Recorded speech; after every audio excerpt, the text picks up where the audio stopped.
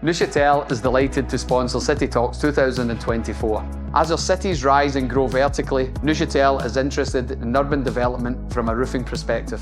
We believe we can make big environmental impacts with systems like bio-solar roofs that generate energy and absorb carbon, blue roofs for stormwater management, and inverted roofs that protect the membrane from UV and provide a continuous insulation to the building structure. Neuchâtel, proud supporter of City Talks 2024.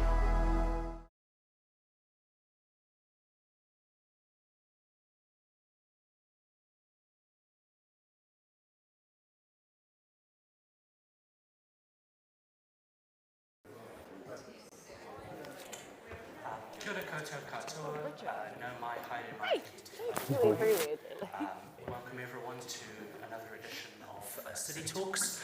City Talks is an ongoing partnership between City Gallery Wellington Te Wharetoi and Te Kahui Whaianga, the New Zealand Institute of Architects. And we're very pleased to be inviting Steve to speak with us tonight. But just before I hand over to Julie to introduce, Julie Cook to introduce tonight's speaker, I'll give you a couple of brief housekeeping pointers. Should you need to use the restroom, there is a set of wharepaku, a set of bathrooms just out of the doors from which you came, and just turn towards your right. There's a set of bathrooms at the end of the corridor. It's unlikely that we'll have an emergency. If we do, just remain calm, stay in your seat and follow the instructions of myself and the gallery staff. We will be exiting out through the doors that you entered from, and the closest emergency exit is just on your left. The emergency exit at the far end of the auditorium, kind of on your left shoulder, is no longer working. So we'll all be exiting through this emergency exit. So yes, without further ado, let me hand over now to Julie Cook from the Wellington branch to introduce Steve. Thank you.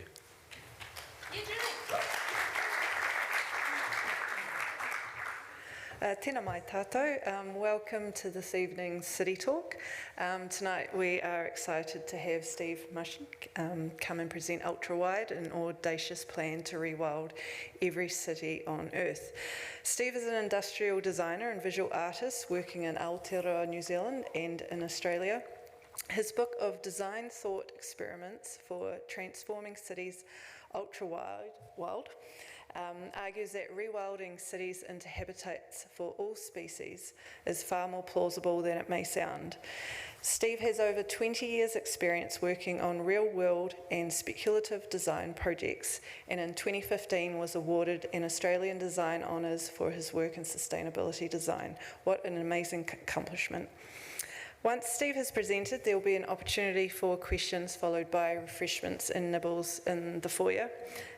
For those of us joining online for the live stream, this would not be possible without the support of our sponsor, Neuchâtel, so thank you to them, and thank you to all of you who have come in person to the art gallery. Now I'll hand it over to Steve, so please all join me in welcoming Steve to present Ultrawild.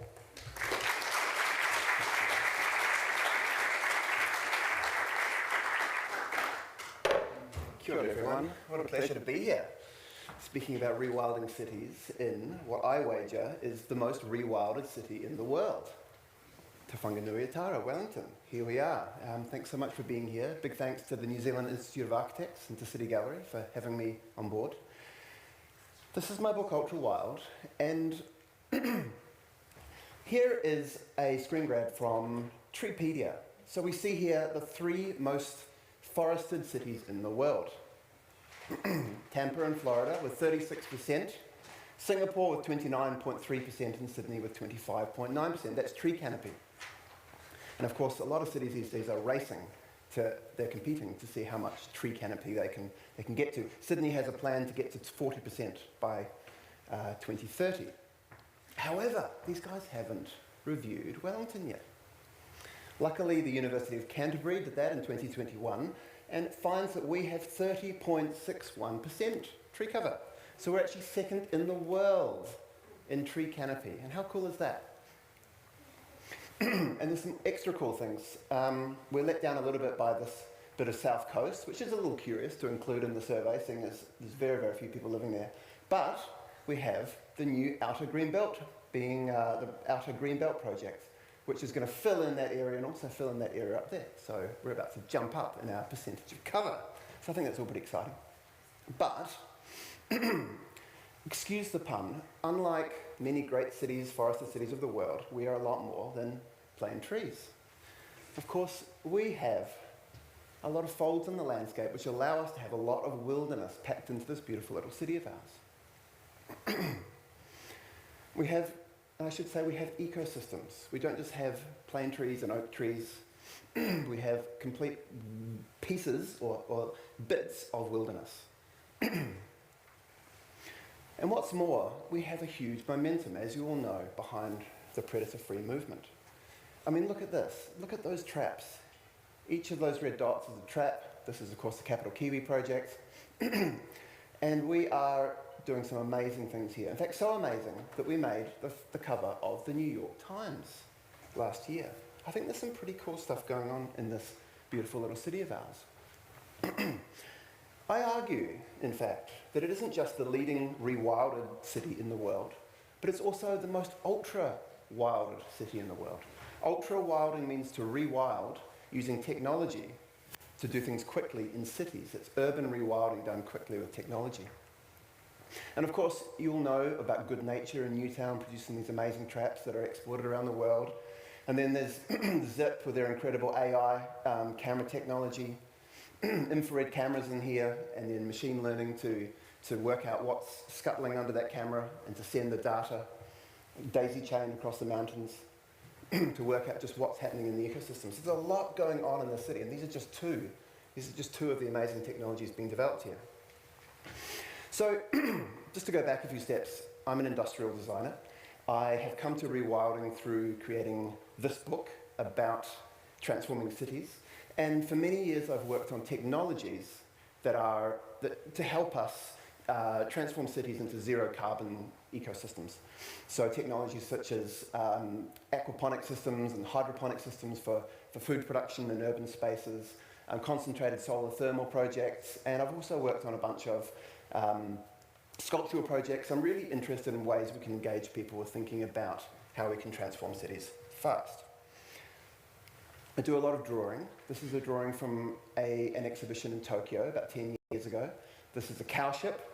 There is a cow wearing virtual reality goggles. It is powering a cow ship up there, which is effectively a methane-filled Zeppelin. This was part of a satirical project to fly the world's cows, all entirely possible. And what I love to do is collaborate with engineers and scientists to crunch the numbers on, I'm not sure if I can make this go. Yeah, there we go. What I like to do is to model these things up, and it's to do some basic maths and physics to work out just how we would make these contraptions function. I should say that the cow ship actually, it started off in this book, but I cut it out after a while because I realised I really didn't want to fly cows in the sky with virtual reality. This book here is it's a graphic novel style book. It's essentially a kind of a sketchbook, and it's the hope is to try and document the beautiful process of jamming ideas with your friends, with your colleagues in a design practice.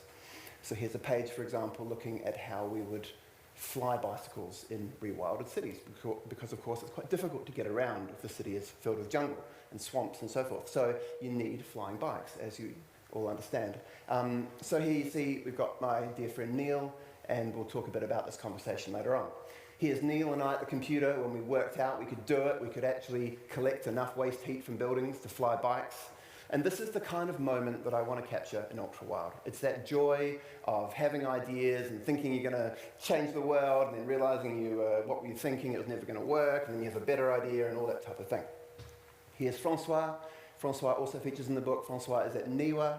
And don't you love his office here, this great scientist's office with posters of whales on the wall, and there's a poster of the year planner that's fallen off. This is my world, is jamming with friends like this, and this is what I try to capture in this book. But let's go back a few steps, because rewilding is not a term we use a lot in this country.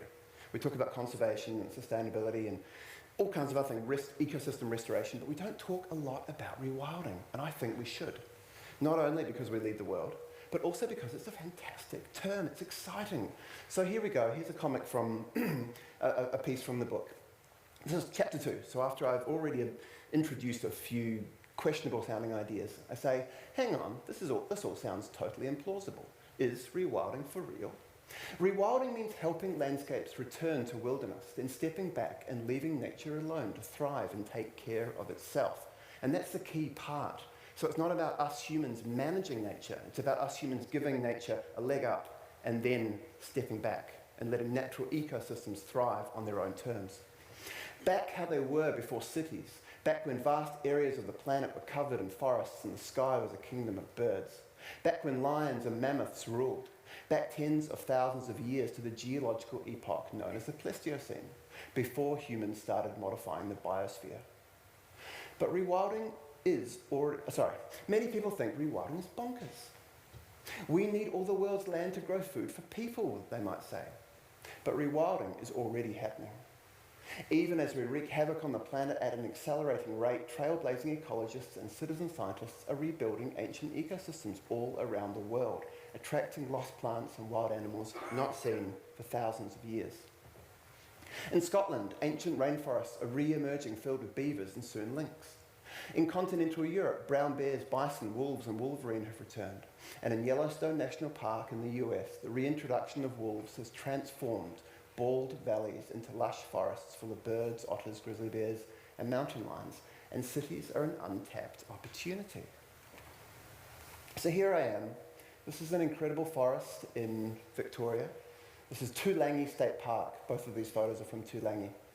And you'd hardly believe it, but this forest was slated for clearing. It was going to be cut down to pulp these trees up until just a couple of years ago when the state government passed new laws prohibiting the logging of old-growth forests. So Toolangi Forest, beautiful place. Here I am in Toolangi, and this is one of the early thoughts I had around rewilding in real life and in the book. So here I am. The world's cities are expanding rapidly, gobbling wilderness and belching carbon dioxide at an ever-expanding rate. But transforming cities into multi-level carbon-sucking ecosystems, like Wellington, isn't impossible. I started thinking about rewilding cities while walking in a cool temperate rainforest in southeastern Australia. Gazing up at 20-story tall mountain ash trees, I began wondering what it would take to return such giants to cities. To live amongst them with millions of other species, a kind of extreme version of rewilding. I called it ultrawilding. And I decided to invent whatever it takes to make it happen. The more bonkers the ideas, the better, but the inventions had to be possible. That was 7 years ago. I've been thinking about it ever since. And so I started working on idea, and ideas led to ideas, led to ideas. And we're going to talk a little bit about some of these later on, but this is a 3D printer bird. It's a kind of a drone that flaps around and it scans animal habitats, like hollows and trees, and then it can reproduce them. It can 3D print habitats for animals, because you see, if you want to plant a lot of trees in cities, which of course we want to do, you really want to also bring animals with you. But the thing is, a lot of animals need substantial trees. In Australia, you need trees that are 200 or 300 years old to have large enough hollows for some of the owls and the sugar gliders and others. So you 3D print them, so you can invite them in early. This is a sewer submarine. This is a sewer submarine in Paris, a rewilded Paris. These trees here, these are 3D printed trees, fake luxury habitats for native animals. And of course, in Paris, you once had beavers and otters and spoonbills and cormorants and lots of other badgers, lots of other animals that are currently not in Paris, but I believe we could bring back. So why dream up bonkers ideas? Why do this? Why spend your time doing this? Because, as I argue, ludicrous ideas are boot camp for brains. This here is an amazing woman from Harvard University. Her name is Dr. Shelley Carson, and she says in her book, Your Creative Brain, she says, by forming mental images of highly unlikely scenarios, you are training your brain to think outside the proverbial box. The more you practice what-ifing, the more easily you will be able to visualize unusual scenarios, and the more likely you are to come up with ideas when you need to generate a novel solution to a problem. In other words, ludicrous thinking helps train your brain to produce revolutionary ideas for solving tricky problems. It turns out that the process of pushing your brain to think through ideas is a kind of mental yoga for creativity. The more you think outside the square, the more you can. It's really important. But it's not something we learn in school or we're encouraged greatly in our culture. I think we should be. So, and there's something else. In the book I talk a lot about how technology will help us transform cities. Now, rewilding typically doesn't involve a lot of technology. It's a very simple philosophy. But with technology, we can do quite a lot in cities. So here I say, throughout history, people have failed to predict how quickly new technologies like cars and aeroplanes and planes will completely change the way we live. Such technologies are known as disruptive technologies. We fail to predict change because we're living on autopilot, but also because we struggle to imagine innovations changing faster and faster each year. This is known as exponential change. In 1903, bankers advised Henry Ford that cars would never take off. They said the horse is here to stay, but the automobile is only a fad. But as futurist and author Tony Seba describes, just 13 years later, cars have multiplied exponentially, completely disrupting cities, as shown by these two famous photos taken in the same street. So here we go. New York in 1900, that is the only car. The rest are horse-drawn carriages. But then, only 13 years later, we have this picture of the same street. Now, admittedly, it is a very well-off street. It's Fifth Avenue in New York. But there is only one horse. So in 13 years, they went from horse-drawn carriages to cars. And very few people thought that would happen. And this is before computers and robot arms and AI and all the stuff we've got today to move quickly.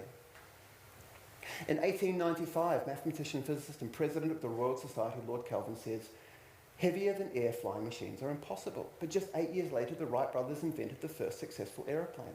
11 years after the Wright brothers, we had passenger planes. And 55 years after that, we flew from the moon to the moon. A lot of people wouldn't have imagined things would have moved so quickly with flight. In 1943, Thomas Watson, president of IBM Computers, said, I think there is a world market for maybe 5 computers. 5 computers. I mean, so it says here in 2022 there were over 20 billion. I've just read recently there are around 30 billion connected devices right now. There's millions more going online every day. But while some people struggle to see even the near future, other people have trained their brains to imagine it, and that means they can help create it. So 500 years before that gentleman thought that flying machines wouldn't work, Leonardo da Vinci had already suggested a flying machine that would. And modern tests have shown that this flying rig, this early helicopter of Leonardo da Vinci's, would actually work. People have built little drone versions of it. And in 1930, 80 years before video and mobile phones were common, and before the gentleman said that there would be only 5 computers in the whole world, an unknown German artist painted this picture of women using video phones. And this is really, really important because it is technologies like microprocessors and vehicles, autonomous vehicles, that are going to help us change cities sufficient that we can bring wildlife back. So just to reinforce this point a little bit more, this was the hottest computer around when I was born, 1978. This computer here has vastly less power than my watch. Okay, if you are 24 right now, is anyone 24 in this room? If you're 24, this was the fastest computer on Earth when you were born. This cost billions of dollars. This was used by NASA and other huge organizations to do enormous number crunching. Okay, 7.226 teraflops. Do you know how much a teraflop is? Personally, I have no idea how much a teraflop is. But it's a lot, right? Like, we can all agree on that. Okay, so if you're 24 now, this was the most powerful computer. It cost billions of dollars. Right now, today, you can go down to JV Hi-Fi, you can buy this machine for $1,000 or $2,000. 6.8 teraflops, more or less the same, okay? So in 24 years, we've gone from supercomputer to this. And of course, this isn't the fastest computer on Earth by any means. And things are shrinking. So what can we do with all this power? Okay? New technologies are rapidly making ultra-wilding more doable. Oh, here we go. Here's the map of connected devices in the world. And you'll see that the blue is non-Internet of Things devices. So the blue So a smartwatch is an Internet of Things device. It's not a computer. Well, it is actually a computer, but it's not a laptop or a desktop. It's just a device that's monitoring the world, monitoring me in this case, sending data somewhere. And then an Internet of Things devices is in light blue, and non-Internet of Things devices is in dark blue. So that's laptops and desktops. So you can see that computers, sort of as we think of them as computers, have more or less plateaued, but Internet of Things devices are going almost exponential. Okay, so there's more and more devices in our world that are monitoring our environment.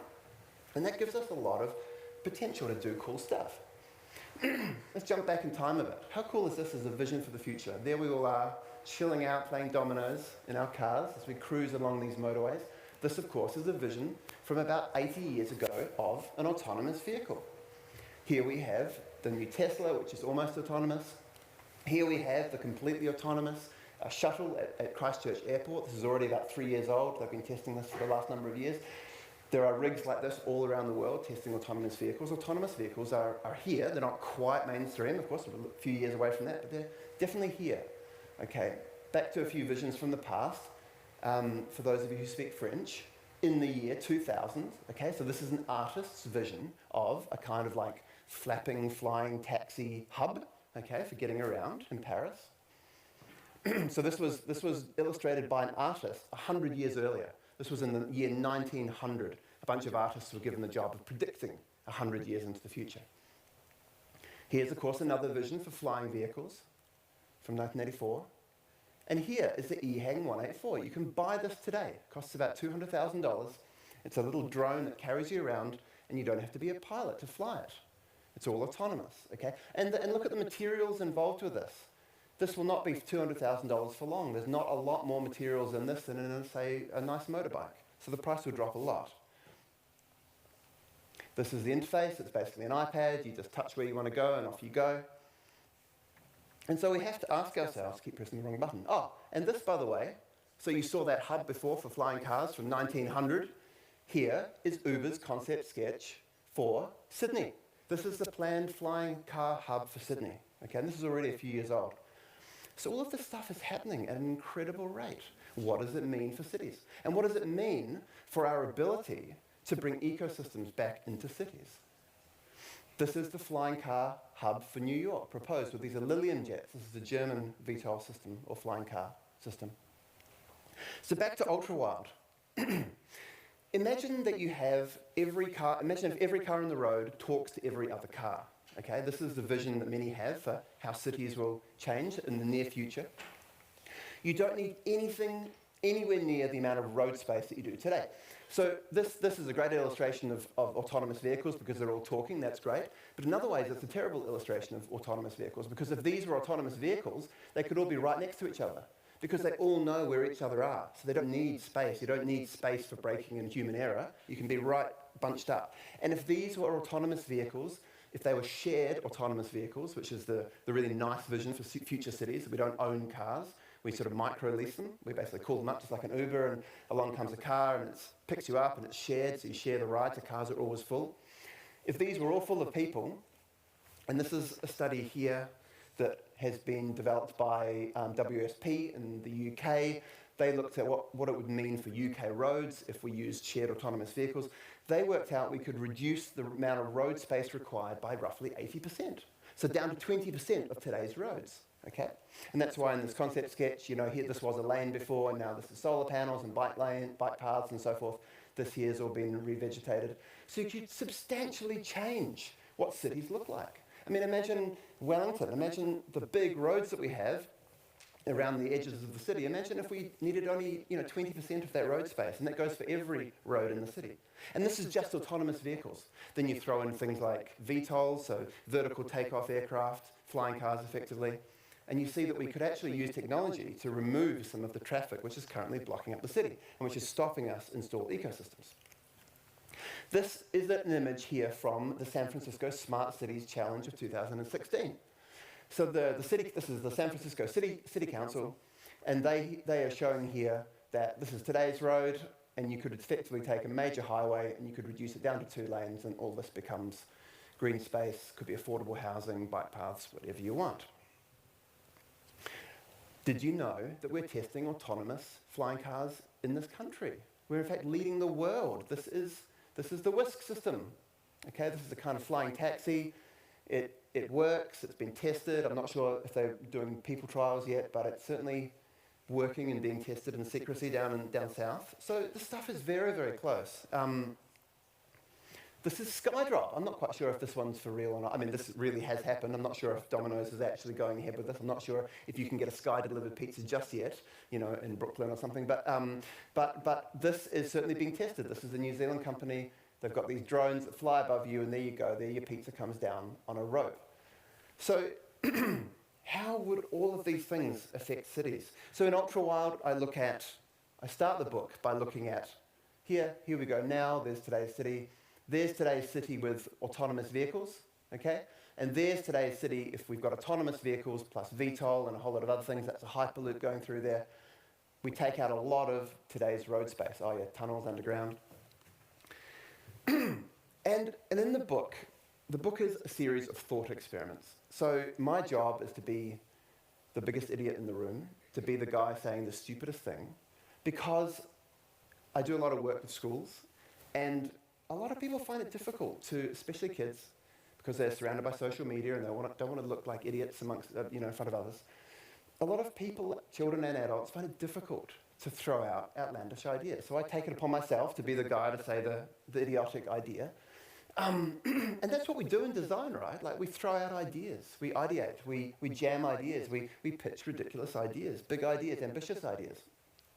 So here in the book we have a bunch of thought experiments. Could we replicate the soil-creating work of large animals with compost-firing cannons? There I am on my bike in Brunswick, where I lived for many years.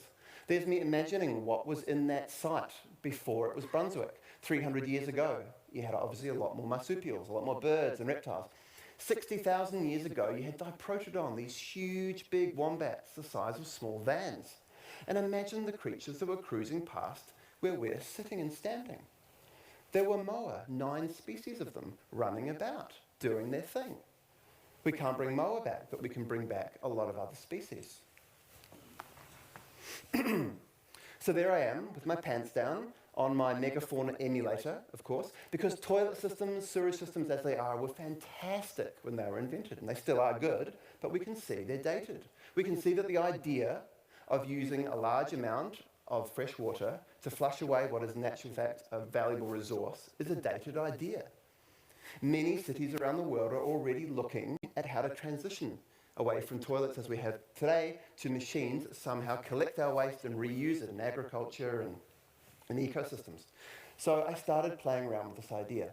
The Megafauna emulator version 1.0, the Megafauna emulator version 1.2 with a compost cannon system here. Of course, waste can produce methane gas. Methane gas is explosive. We can use our gas to blast compost cannonballs into the suburbs. And some basic maths suggests to us, well, first of all, we could blast with our waste. If we blasted it once a week, we could get a compost cannonball about 1 kilometre. But apart from that, let's say you wanted to rewild the area of street just outside the front of your house. The average person produces enough fertiliser in their waste, so that is about 25 to 100 kilograms of poo a year, 1 to 2 bathtubs of pee. The fertiliser in that waste is enough to support roughly a tennis court of new forest each year. Each of us in this room could transform a tennis court of road each year of our lives back into ecosystems. And what would happen if every toilet was a compost cannon or some other kind of system to feed ecosystems? What would we do with all of the sewer pipes? And what would we do with the stormwater drains, the stormwater pipes, which are even bigger, if our cities were sponge cities, which is a new buzzword, of course, in stormwater systems, stormwater treatment. So if cities absorbed water slowly and we didn't need stormwater pipes, what could we do with those pipes? Well, I suggest that we fill them up with water. We turn them into giant reservoirs so we can feed the trees in these new ecosystems that we're planting. There's a sewer submarine, and of course, down inside big pipes, and these pipes really are large. This is London's super sewer. It's 9 metres in diameter. That's roughly the diameter of this room.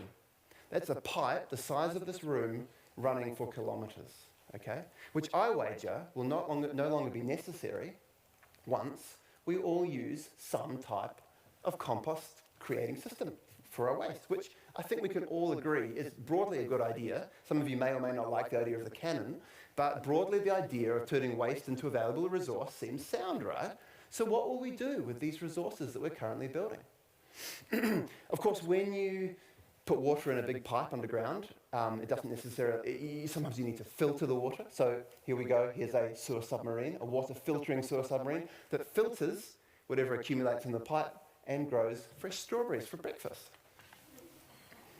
And what about bringing animals back to cities? I spoke before about 3D printer birds. Okay, you can't just plant a heap of trees and hope that everything will be okay.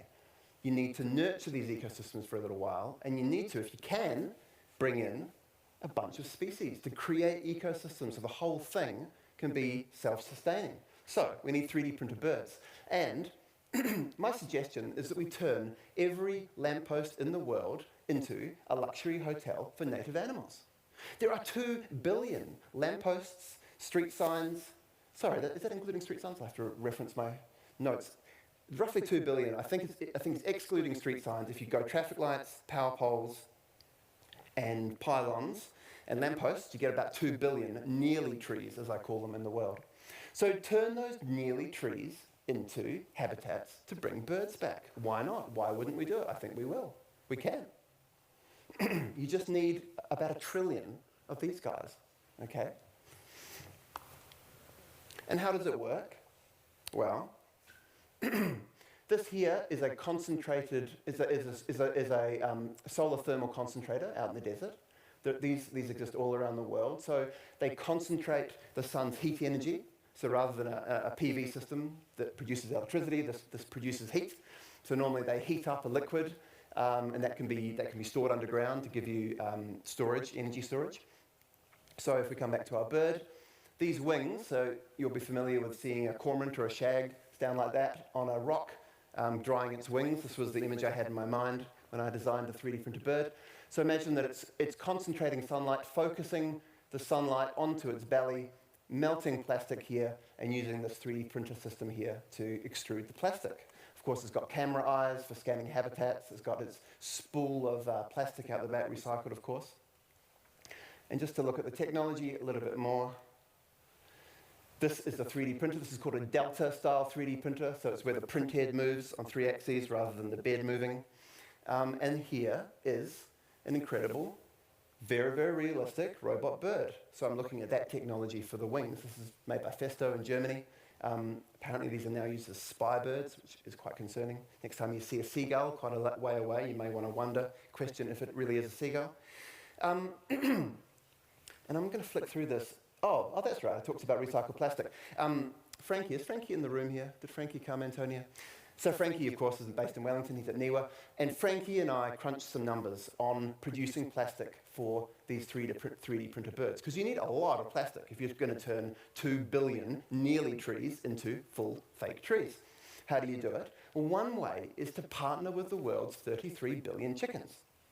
So liberate the world's chickens, do a deal with them, give them a nice place to live, collect their manure. Chicken manure just happens to be incredible fertilizer to feed into bioreactors, to grow algae, sucks down carbon dioxide, sequesters carbon, and what you get with the algae are oils, and you can use those oils to produce plastics.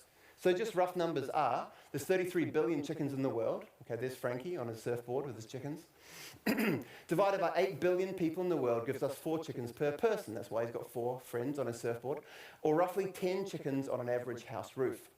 Each year, 33 billion chickens create 748 pyramids of manure.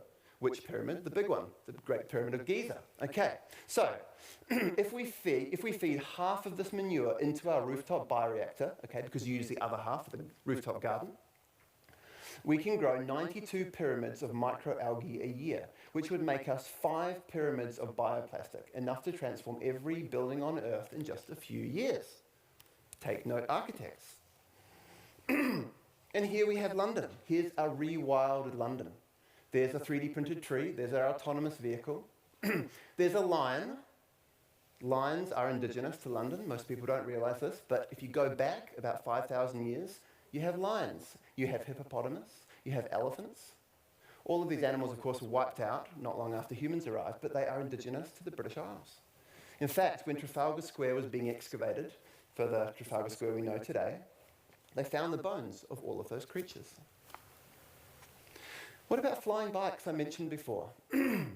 Could we design extreme mountain bikes for jumping and flying between jungle buildings? Of course we can. It is difficult to power a flying bike. I mean, we are quite heavy relative to our strength, which is why I've suggested here, I think this one is a little bit far-fetched, but effectively removing my body, composting that, and then, but basically winding up an enormous spring, composting my legs and everything else, apart from my head, popping my head in a life support system, and then using the spring power to launch myself, right? And then once you're up in the air, once you're high, then you just glide wherever you need to go, and of course get to the other side and 3D print yourself a new body. So that was kind of the starting point. Oh,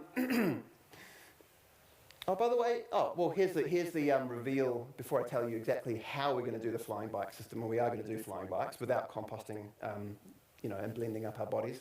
There's Lucille, my wife, here in Wellington, okay, flying above Wellington. This is Rewild of Wellington. There was actually a beautiful moment where Lucille and I had moved back to Wellington about 4 years ago, and I was walking through the town belt, and I was thinking about which image I was going to use for the last image in the book. And you see, I'd represented all the grand cities in the world. I had Paris, and I had Tokyo, and I had London. And I thought, which can the city be? It's got to be a beautiful city. I want mountains, I want water, I want, a place that's a hub of technology. And I thought, hang on, I live in that city.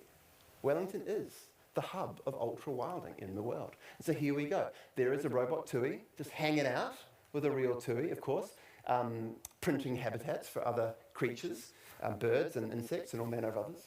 And there are our gardens, our vertical gardens on all of our buildings. And this here is an ultra-thermal. What is an ultra-thermal? It's a thermal, in other words, a column of rising warm air, captured inside a giant cone. That's the ultra part. And it's what you use to shoot yourself up in the air really, really quickly. Okay?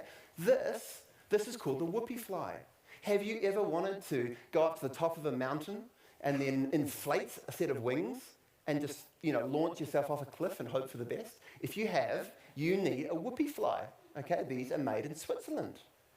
And my thinking is, why don't we have those in backpacks? But instead of, blowing them up with like a bicycle pump or something, why don't we have the compressed air that inflates airbags in cars? So rather than we can go and get our wings, okay? Completely possible. So we have a whoopee fly. It's in a backpack. We just have to get to the top of a very tall building with our bike and with a backpack, launch ourselves off. How do you do it? Okay, well, first of all, you need a bike, something like this. This is, of course, 3D printed out of algae-based bioplastics. There's our whoopee fly wings. There's our backpack. A little bit of a prop for a bit of an extra boost with a giant rubber band, of course. And here's the conversation with Neil, who you met earlier, my mate who's a mechanical engineer in Melbourne.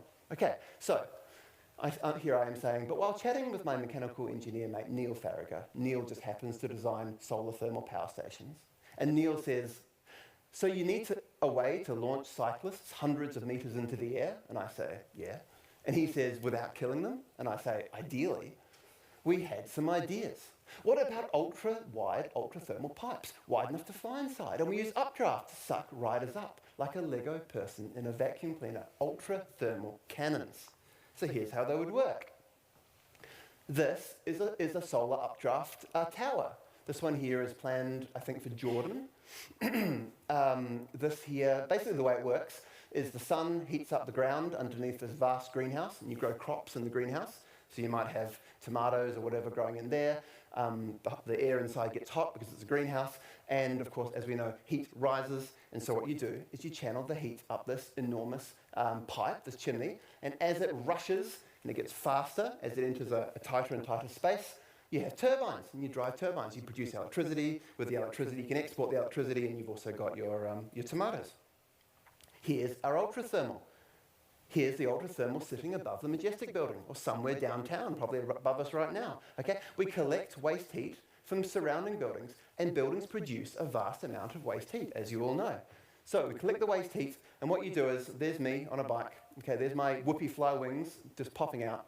Basically, you get sucked up one of these pipes and sort of launched into this ultrathermal, shot a few kilometres up in there, and from there you can glide wherever you want, okay?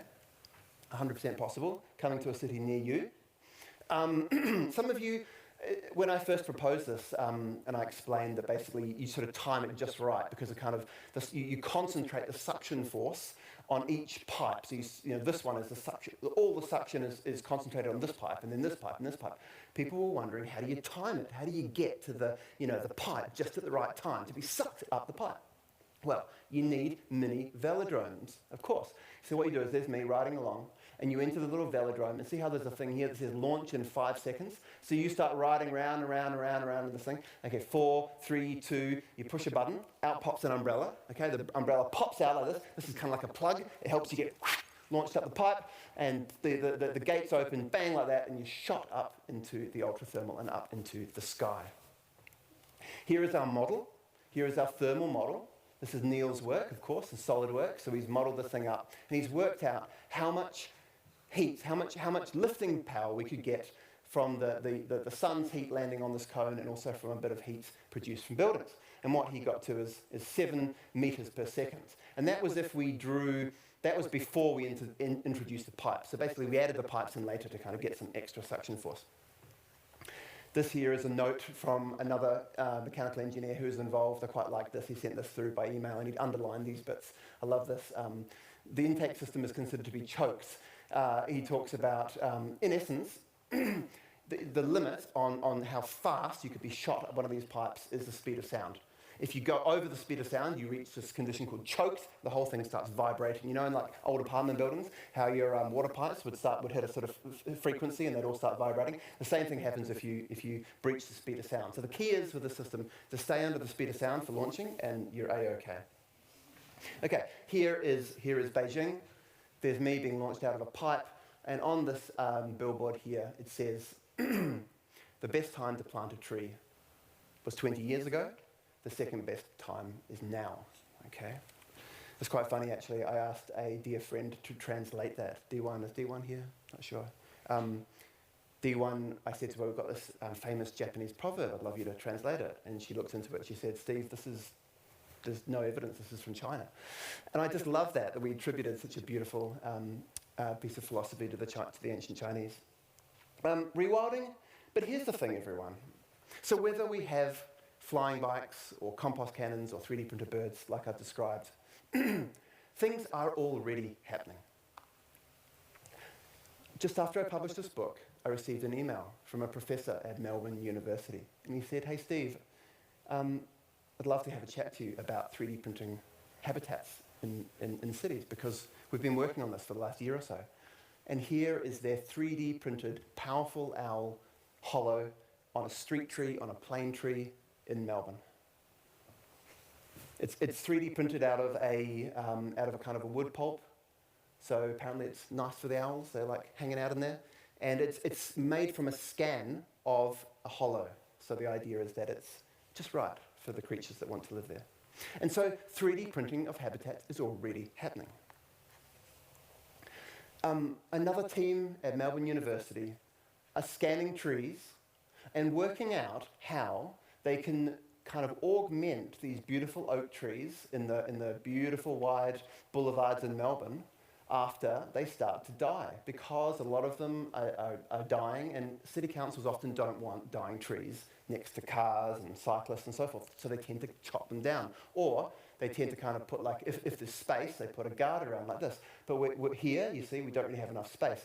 And so there's a team of people 3D scanning trees and working out how they can build kind of artificial limbs for trees like this over here, to help these trees, to support them, to provide habitat features as they're reaching their final years. Pretty amazing stuff. This is the same team. This team has a 3D model of Melbourne, and they're working out where they can add habitat features. All of these dots are different habitat features. I'm not quite sure what the colours represent in this model, but we've got One of the colours is for light, is for roofs that can only take a light load. There's another colour for laneway features here. There's other colours for things that go on walls, etc. So ultra-wilding is happening, and it's happening everywhere. This, of course, is Singapore. You've got these beautiful, some of you have probably seen these trees, enormous steel trees, armatures for epiphytes and other landscape features, other pieces of the ecosystem that we can build into cities to provide homes as we grow real trees. And of course, here in Wellington, we have Good Nature in Newtown, exporting these traps all around the world. We've got this AI camera that I mentioned before, the coolest thing ever. So it's got an infrared camera, and it's monitoring everything that's walking below it. And it enables us to work out where populations of rats or mustelids are thriving, so we can drop poison, be more targeted in our pest eradication approaches. But it also, of course, gives us information on the native animals that are returning. Where are animals doing well? What type of animals are they? This is the Cacophony Project. These guys use, there's a microphone in here. There's actually just basically a phone, and it's recording birdsong. And this is a camera, an infrared camera. And then they're using machine learning to crunch the data that they're drawing from these sensors. And this is enabling us to map where different species live and how they're moving about and how they're doing. This is the Weather Watcher. The Weather Watcher is another incredible Kiwi invention. It's open source. You can build this at home. You can 3D print the enclosure. It's got an Arduino inside. Okay, and basically it's the same kind of thing as the AI camera. It scans what's walking past below, so in this case it's looking out for insects, and it can build up a picture of how the insect life is going in your neighbourhood. I mean, isn't this amazing? That, 12-year-olds, this is actually a collaboration with a bunch of schools. So you've got kids, teenagers, building these things and becoming citizen scientists, mapping the ecosystems in their neighbourhood. I just think that is such a hopeful and beautiful and cool thing. Here's Envirotech. They have this massive drone, and it's not dropping 1080 poison. This one here is dropping seeds. So what happens is they use another type of drone to map the landscape, to work out what plants you'd want to plant where, because of course different terrain wants different types of trees, etc. North-facing, south-facing, you want different plants growing in different places. So they map the terrain, they build a 3D model of the ecosystem they want to build, and then they use drones to precision drop the seeds. And things are going on all around the world. Over here, we've got a plan for Sydney, for greening Sydney. This is that whole plan of increasing the canopy up to 40% by 2030. This here is the world's tallest vertical forest planned for Melbourne. This here is a vertical forest built already in Italy. This here is one of the many, many hundreds of bus stops that are bee meadows in Holland. In some parts of the UK, it is now compulsory to install bricks in the side of your buildings that provide homes for birds. Nesting bricks. And there's a heap of them being designed. They're the coolest things ever. How cool are these ones? These ones have, just build up silt over time and sprout little ecosystems. This roof here, this is a roof of the central railway station in Zurich, and a couple of the platforms have been turned into lizard gardens. This here is a famous daylighting project. Daylighting, of course, means taking a stream which is inside a pipe and hidden away and revealing it back to the world. So daylighting it, bringing it back into daylight. This is a famous project in Seoul, in South Korea. There was once a 8-lane or so highway above this. They demolished the entire highway, and they've reinstated this incredible river, and it's now become a focal point for the city, attracting thousands, tens of thousands, millions of visitors each year. And of course, here in Wellington, many of you may know, we have the Sanctuary to Sea project. So our poor old Kaiwharewhara stream, here it is, looking beautiful, up in Zealandia, the incredible Zealandia, of course, has to pass through. Okay, so we've got Zealandia, and then you've got all this landfill through here, where all the rugby parks are and everything. So there's about 1 kilometre of underground pipe. And there's a big vision to breathe life back into the Kaiwharewhara catchment by daylighting as much as possible of this water system. This is a huge project. It would have been unthinkable a few decades ago that this would be embarked upon, but here we are, thinking up big plans. Here is a vision for Kent and Cambridge Terrace, for daylighting that great big strip in the middle that's doing almost nothing at the moment. How cool would that be? That would completely transform this section of the city. And do any of you know this guy, Stu Farrant? Fantastic fella, here in Wellington, behind the badminton hall, just by the tunnel there. He is rewilding a section of the town belt that everyone seems to have forgotten about, single-handedly almost. He's got a bunch of volunteers working with him now, I think, but he started it just by going in there, clearing the weeds and planting trees, and he has transformed this valley. It is one of the most inspiring things I've seen in years. You've got to go and check it out. It's behind that great big shed. He's got a little creek running through it. He's got native fish in the little pond at the basin. It's just the coolest thing ever. And that is Ultrawild.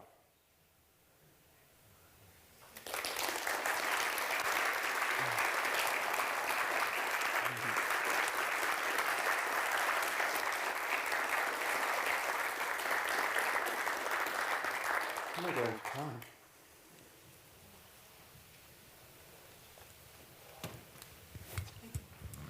Thanks so much, Steve. That is just so super exciting. I hope everyone's excited about it, and amazing illustrations as well.